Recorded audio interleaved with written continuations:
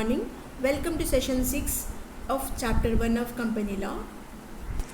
Here we are going to discuss about the types of companies. So sufficiently we have discussed the features of companies, meaning of companies, etc.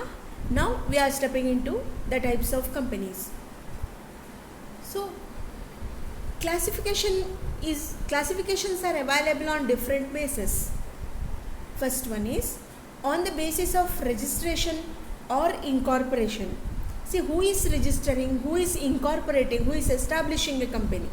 On the basis of that, if you go for classifying the companies, three categories of companies are available: chartered companies, statutory companies, registered companies.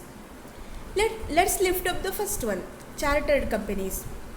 Here, a chartered company is a company which comes into existence under a special charter, or a crown establishes a company. Say for example, East India Company, Chartered Bank, or the Bank of England, etc. If the chartered company breaks any rule in the charter, the crown may cancel the charter. Okay, so if the chartered company oversteps any of the rules in the charter, the crown may cancel the charter itself. But after 1947, in India, no such companies are in existence. Here, the next type is statutory companies. They are known as corporations. Statutory company means it's a company incorporated under a special resolution, special legislature, special act of the parliament or state legislature. Okay, under the special act of parliament or state legislature, the companies are formed. A company is incorporated under a special statute to confer it with the special powers, special privileges which are not available under Companies Act. So Companies Act also mentioned some special privileges and powers to the companies, general privileges and powers to the companies, whereas statutory companies are those companies which are established, incorporated under special provisions of acts, and special powers and privileges are given. This method of incorporation is adopted for companies of national importance, means companies which give contribution for nation are incorporated in such a manner. For example, electricity boards, Reserve Bank of India, State Bank of India, Life Insurance Corporation of India, IFCI, Industrial Finance Corporation of India, etc.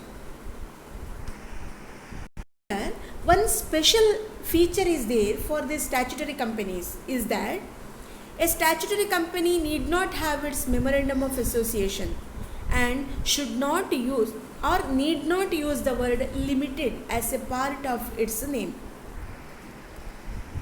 Here, companies which are registered under the provisions of Companies Act of 2013 or registered under earlier Companies Acts is called registered companies. And moving on to the second stream, that is classification on the basis of liability of members. Here, members of a company are nothing but the shareholders. The first one, on the basis of liability of members, these are the three categories: companies limited by shares, companies limited by guarantee, unlimited companies. First one, companies limited by shares. According to section 4 subsection 1 subsection D and subsection I, liability of members limited by shares means liability is remaining to the extent of unpaid amount on shares. Say for example, if a share is priced rupees 10 and rupees 8 is paid up by the members and their liability is rested only to the extent of rupees 2. So until they pay rupees 2,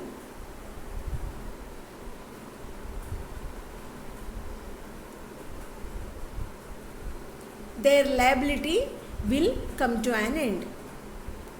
So if shares are fully paid, liability will be over, absolutely nil. A company limited by shares may be a public limited company or private limited company and required to use the word limited or private limited along with its name.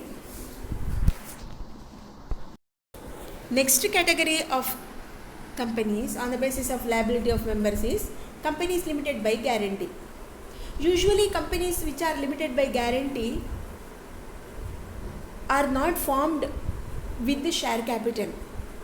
Normally for the purpose of promoting art, culture, charity, education, hospitals and non-trading concerns are falling into this category, where the liability of the members of a company is limited to the amount the members agreed to contribute to the assets of the company in case of its winding up. Means the amount to the extent the members agreeing to contribute at the time of winding up of company is called companies limited by guarantee.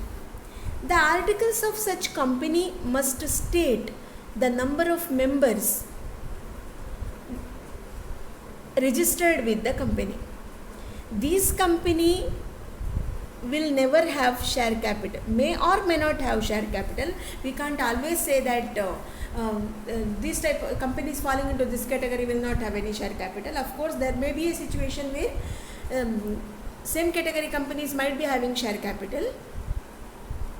If they have share capital, if the companies are of this type have share capital, the members are liable to pay the amount which remains unpaid on shares as well as the amount guaranteed by them.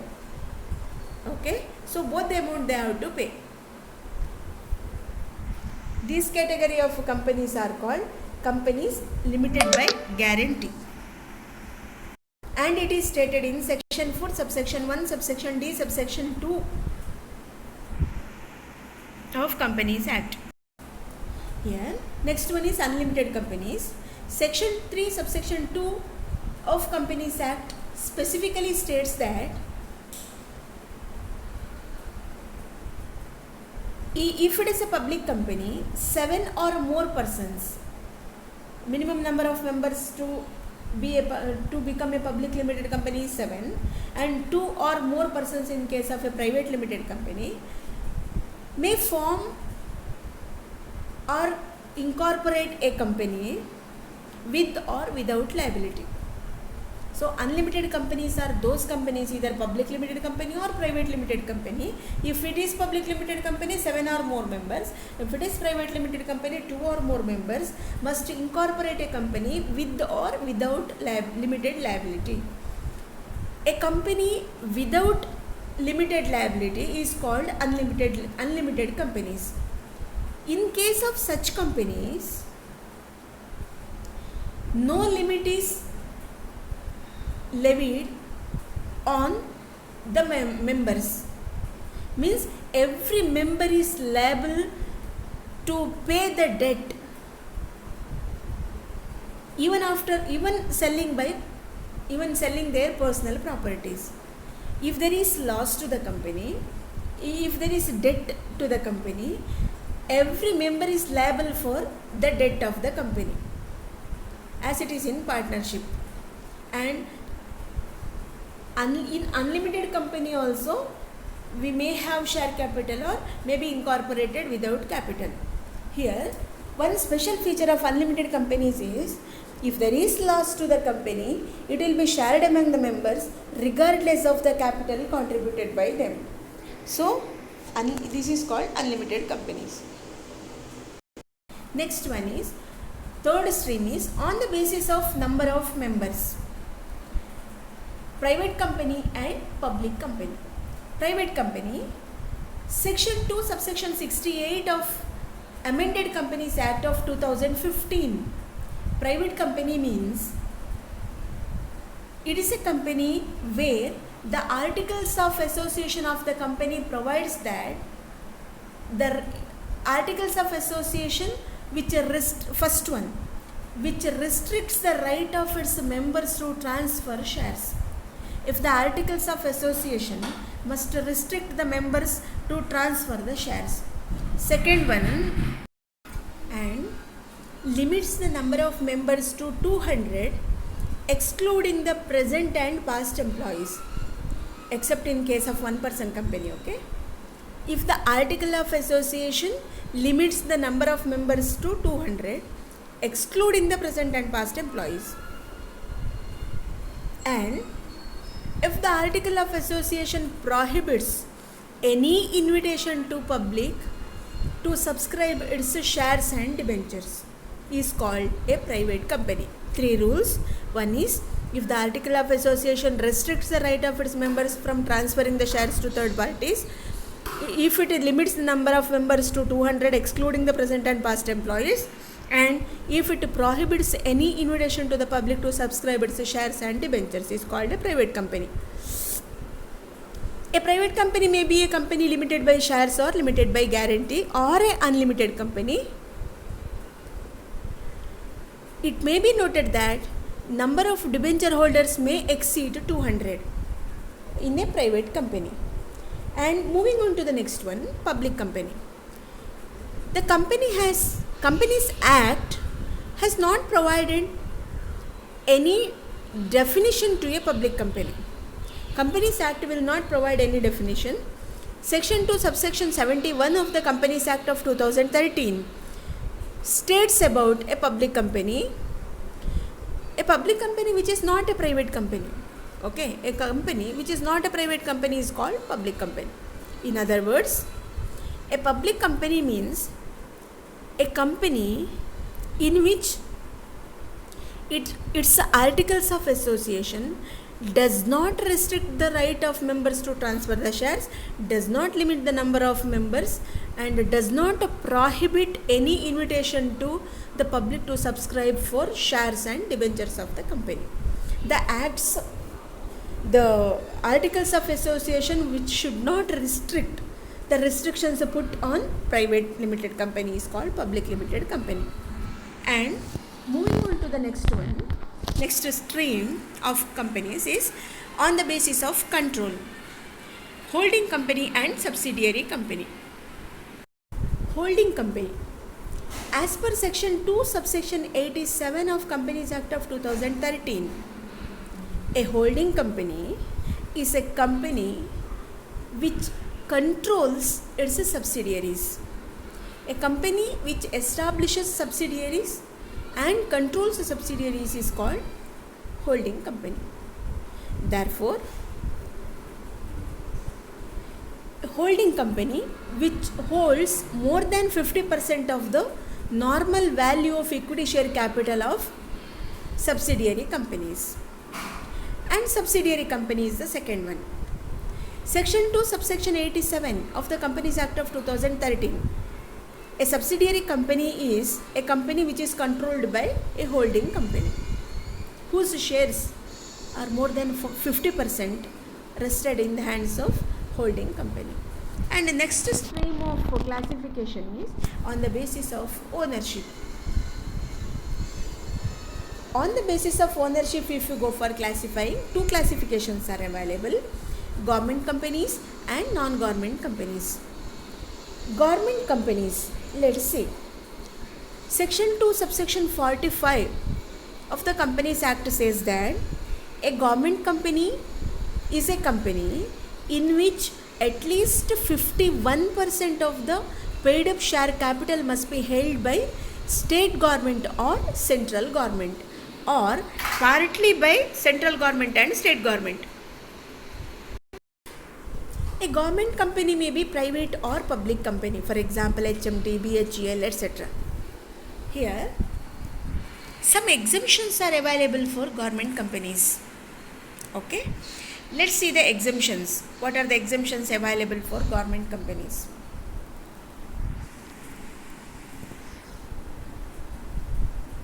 First one, use of words limited or private limited. A government company need not use limited or private limited at the end of its name.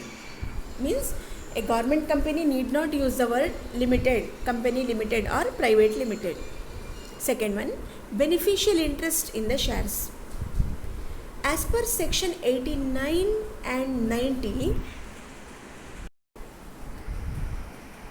here beneficial interest in the shares. As per section 89 and 90 of Companies Act, declaration of beneficial interest in shares and investigation thereof respectively shall not apply to holding of shares at government company. And next one, place of AGM. As per section 96, a government company may hold its annual general body meeting at its registered office or such other place as the government, central government may approve in its behalf. Next one is about dividend. Under section 123 subsection 4, government company need not deposit the dividend in a scheduled bank, and a separate amount within 5 days of declaration. Here dividend it need not deposit in a scheduled bank in a separate account within 5 days of its declaration. Next one, managerial remuneration. This is also a special exemption stated in section 197 of Companies Act relating to managerial remuneration do not apply to a government company. Next one, other exemptions. These are the just exemptions, okay, just we are mentioning. Provisions of many other sections including section 149(6) subsection A, 160, 163, 162, 170, 171, 185 and 186 shall not apply to a government company. And second category is non-government companies. A non-government company is a company which is owned and managed by private investors. So private investor, if the private investors are managing, it becomes a non-government company. Hope you understood. And remaining category of companies, let's see in the next class. Thank you.